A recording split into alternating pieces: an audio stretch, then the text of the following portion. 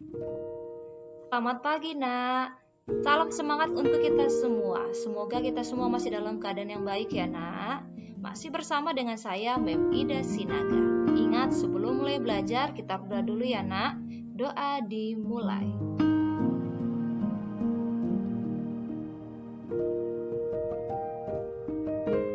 Doa selesai. Nah, di pembelajaran hari ini kita sudah masuk pada tema 3, peduli terhadap makhluk hidup, dengan subtema 2, keberagaman makhluk hidup di lingkunganku. Untuk pembelajaran hari ini pembelajaran pertama ya, Nak. Selamat menyaksikan. Nah, sekarang kita mulai dari muatan bahasa Indonesia. Kita akan membahas tentang narasumber dalam wawancara. Narasumber bertugas memberikan informasi yang dibutuhkan pewawancara dengan menjawab pertanyaan.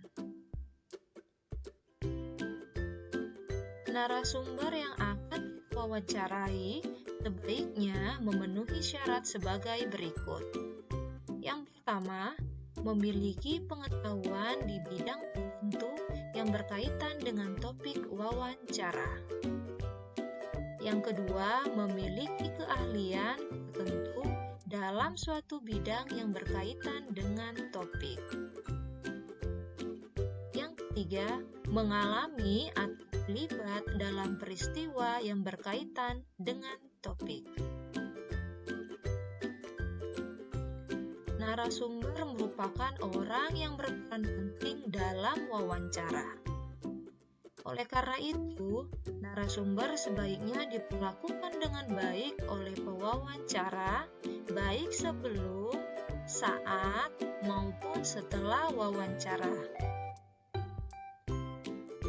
Nah, sikap-sikap wawancara yang baik kepada narasumber yaitu: yang pertama, memperkenalkan diri kepada calon narasumber serta menyatakan maksud dan tujuan wawancara yang jelas. Yang kedua, meminta kesediaan orang untuk menjadi narasumber menggunakan bahasa yang santun. Yang ketiga, menepati janji wawancara dengan narasumber pada waktu dan tempat yang telah disepakati. Yang keempat, melayani narasumber dengan baik, misalnya di sini memberikan makanan atau minuman saat wawancara berlangsung. Yang kelima, berbicara dengan menggunakan bahasa yang santun dan interaktif saat wawancara.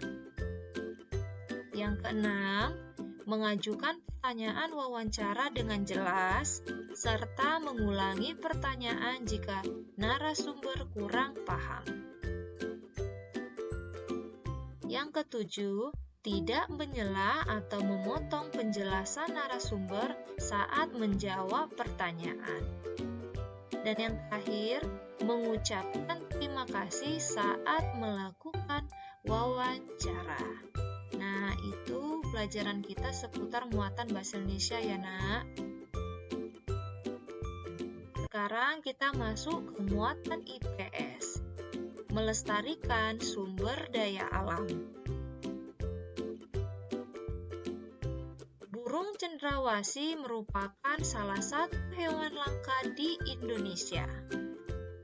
Burung cendrawasih merupakan burung khas Indonesia yang ada di kawasan hutan tropis, Papua, dan sekitarnya. Burung tersebut dikelompokkan dalam satwa endemik. Burung cendrawasih termasuk ke dalam marga Paradise yang artinya burung surga. Burung cendrawasih memiliki ciri khusus. Salah satunya warna bulu yang indah dengan kombinasi beberapa warna yang mencolok seperti hitam, coklat, orange, kuning, putih, biru, merah, hijau, dan ungu.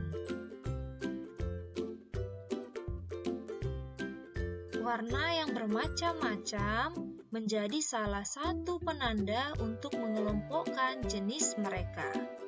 Habitat aslinya di hutan-hutan lebat yang umumnya terletak di daerah dataran rendah dan hanya dapat ditemukan di Indonesia bagian timur. Burung cendrawasih matkawat adalah jenis yang menjadi identitas Provinsi Papua. Masyarakat Papua sering menggunakan burung cendrawasih sebagai pelengkap atau hiasan dalam pakaian adat mereka.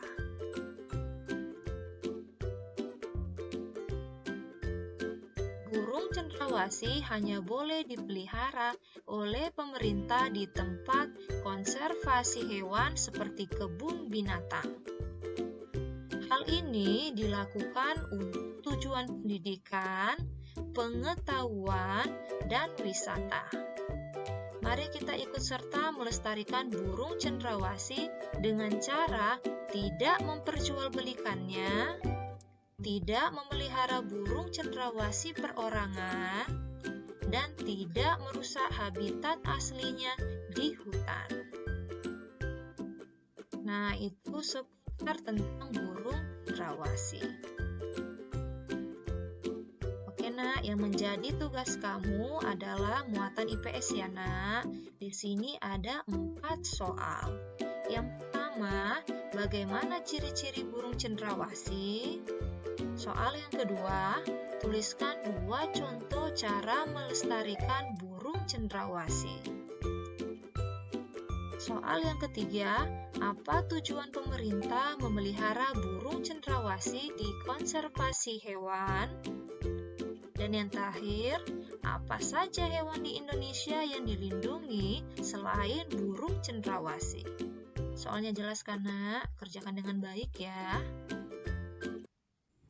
Nah, pembelajaran kita selesai sampai di sini. Ingat ya nak, tetap semangat dalam belajar. Salam dari Mem.